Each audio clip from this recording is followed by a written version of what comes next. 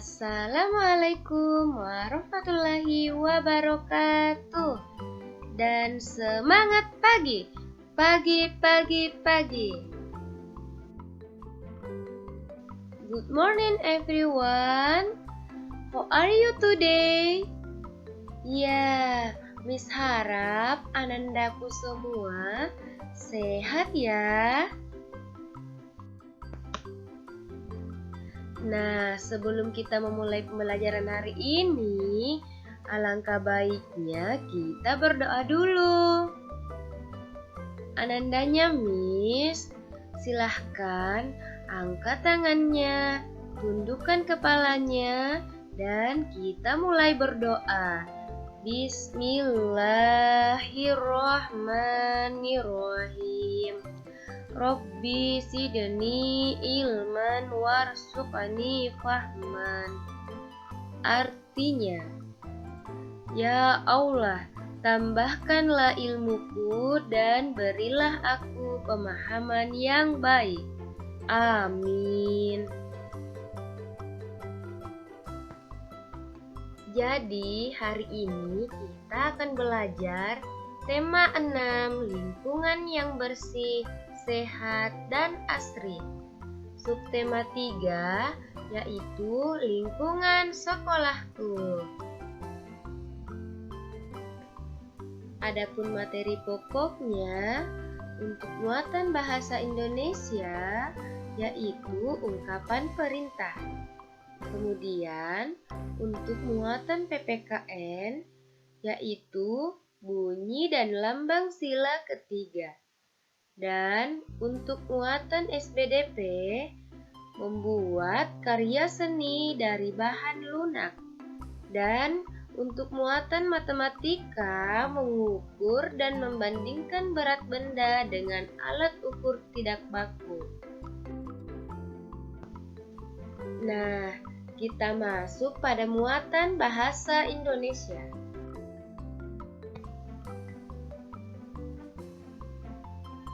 Anak-anak hebat, kita harus menjaga kebersihan lingkungan sekolah.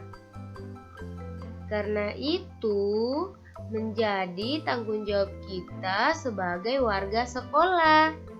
Lingkungan sekolah yang tidak bersih dapat membuat siswa mudah terjangkit penyakit. Nah, coba perhatikan percakapan antara Mei dan Fitri. Mei, tolong bantu membuang sampah ya. Baiklah Fitri, mari aku bantu agar cepat selesai. Percakapan tersebut mengandung ungkapan perintah. Ungkapan perintah berisi permintaan seseorang untuk melakukan sesuatu, seperti yang dikatakan oleh Mei ini. Selanjutnya, ungkapan perintah biasanya ditulis dengan tanda seru. Nah, coba anandaku perhatikan percakapan di bawah ini. Bu Guru, Made, tolong hapus papan tulis itu. Made, siap Bu Guru. Kemudian Bu Guru lanjut, Dedi, silahkan ambil hasil ulanganmu. Dedi, iya Bu Guru. Nah, contoh lain dari ungkapan perintah seperti percakapan antara Bu Guru dan Jonas. Bu Guru, Jonas, apakah hari ini jadwal piketmu? Jonas, iya Bu. Bu Guru, kalau begitu tolong bersihkan papan tulis ya. Setelah itu, bagikanlah hasil ulangan ini kepada temanmu. Nah, kalimat yang diucapkan oleh Bu Guru ini termasuk ungkapan perintah, di mana ungkapan perintah ini biasanya diakhiri dengan tanda seru. Kita lanjut, Jonas. Baik, Bu, saya akan membersihkan papan tulis sekarang. Nah, kalimat yang diucapkan oleh Jonas ini termasuk tanggapan atas perintah yang diberikan oleh ibu guru.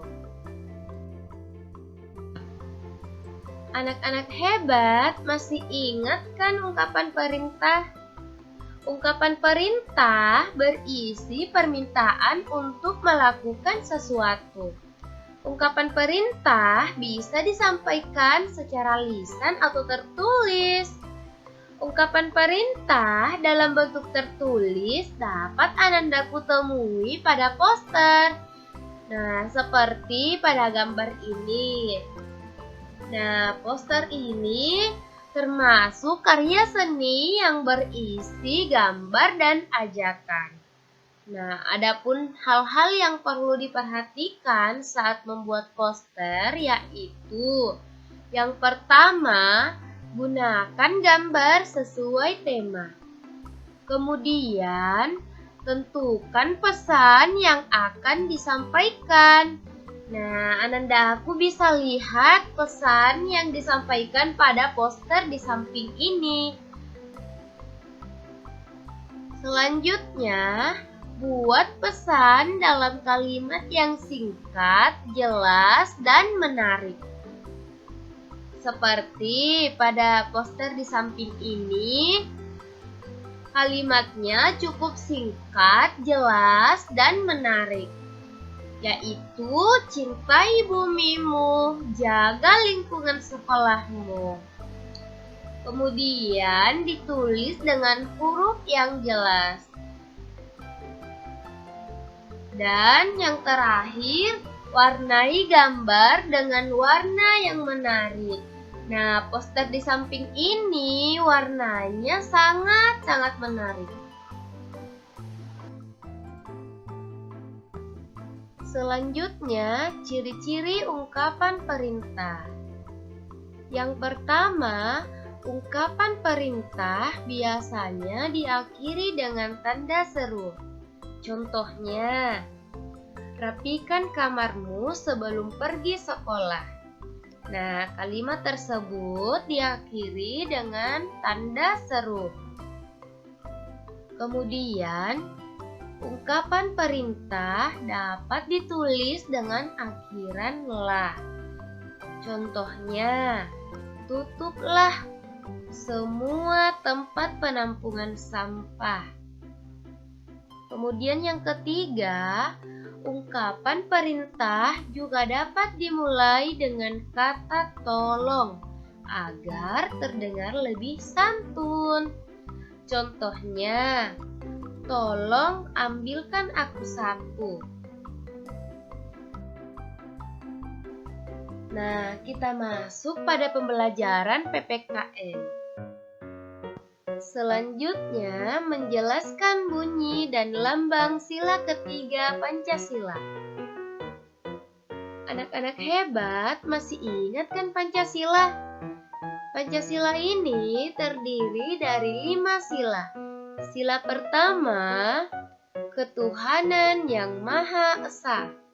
Sila kedua, kemanusiaan yang adil dan beradab. Sila ketiga, persatuan Indonesia. Sila keempat, kerakyatan yang dipimpin oleh hikmat, kebijaksanaan dalam permusyawaratan perwakilan. Sila kelima, keadilan sosial bagi seluruh rakyat Indonesia.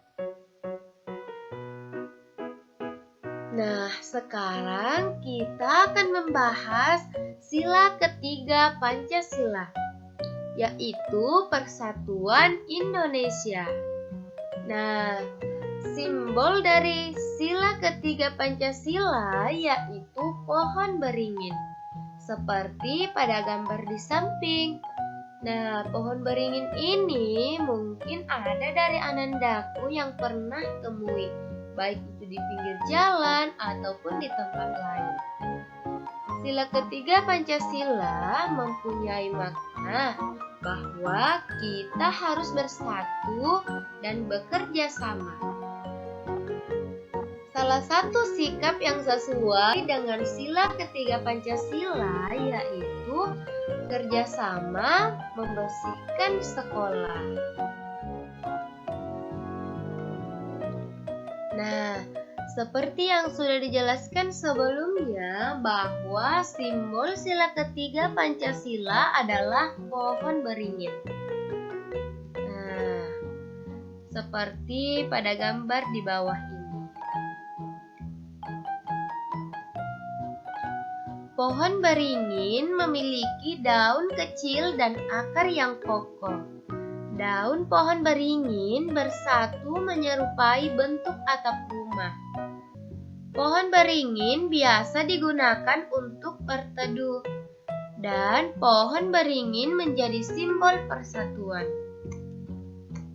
Selanjutnya, pohon beringin melambangkan bahwa rakyat bersatu di bawah naungan negara Indonesia. Pohon beringin melambangkan bahwa rakyat Indonesia bersatu di bawah naungan negara Indonesia. Oleh karena itu, kita harus saling menghargai dan bekerja sama. Selanjutnya, kita masuk pada muatan pembelajaran SPDP.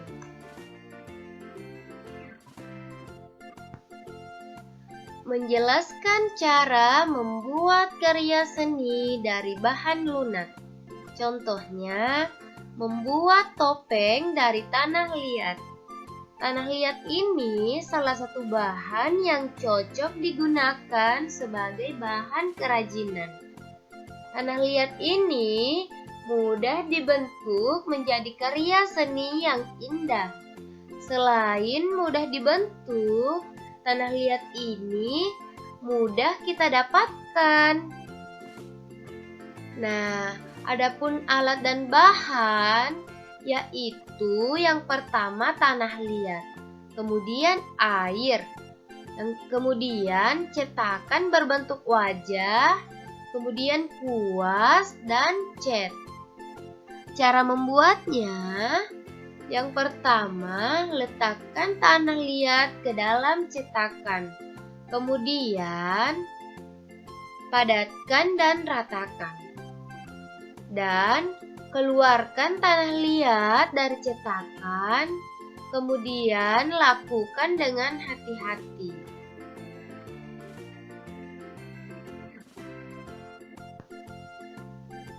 Selanjutnya yang ketiga, jemur hasil cetakan di bawah terik matahari, seperti pada gambar di bawah ini. Dan yang keempat, setelah kering, catlah dengan cat dan kuas. Nah, Anandaku bisa perhatikan pada gambar di bawah ini. Dan yang terakhir, keringkan, topengmu sudah jadi. Nah, sudah jadi topengnya. Nah, topengnya sangat indah dan menarik karena dihias menggunakan cat yang warna-warni.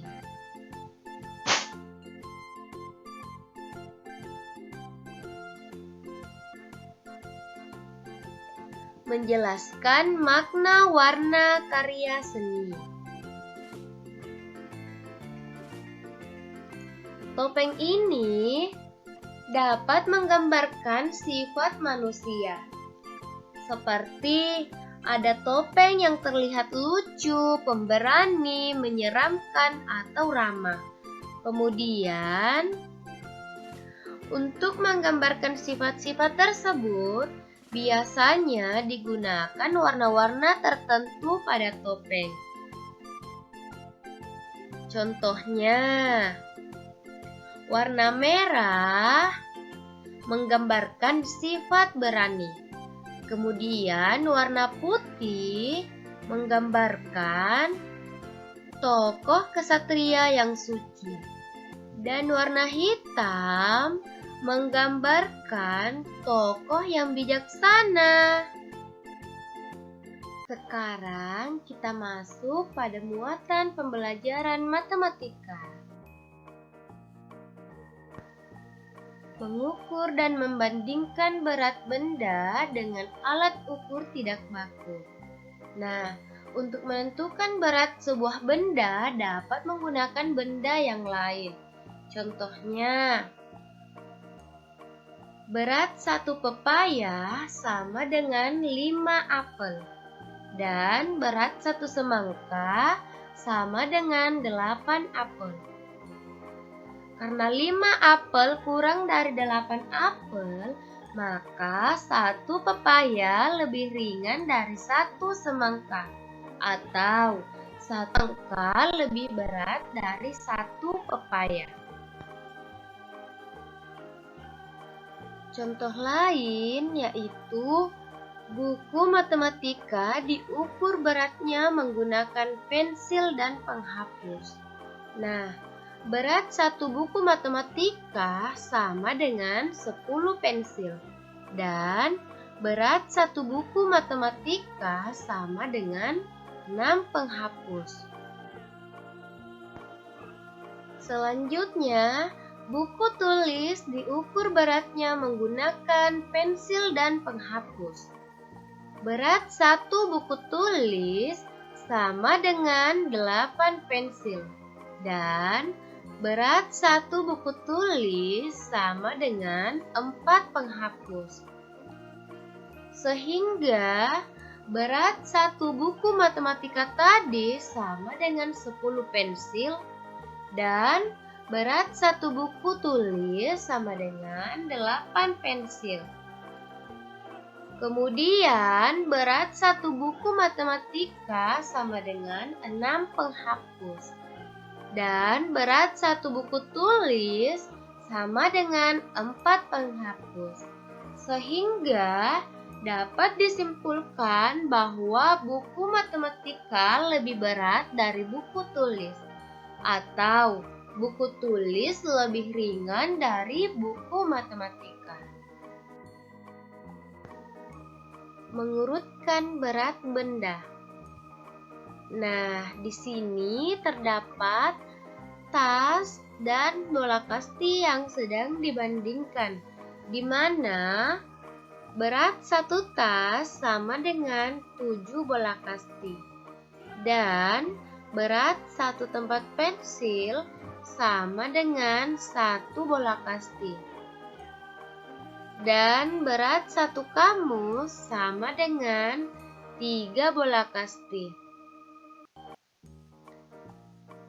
Sehingga dapat diambil kesimpulan bahwa benda yang paling berat adalah tas. Dan benda yang paling ringan adalah tempat pensil. Jika diurutkan dari benda yang paling berat, yaitu tas, kamus, dan tempat pensil. Nah, untuk melatih Anandaku di rumah, silahkan Anandaku kerjakan Bu Pena 1C halaman 159 sampai 160.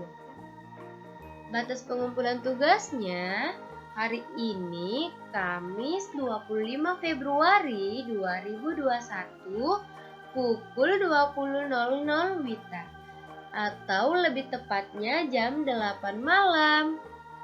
Dan jangan lupa dokumentasi tugasnya dikirim ke grup Telegram bersama wali kelas masing-masing ya nak. Sekian dan terima kasih. Tetap semangat dan jaga kesehatan anak-anak hebat.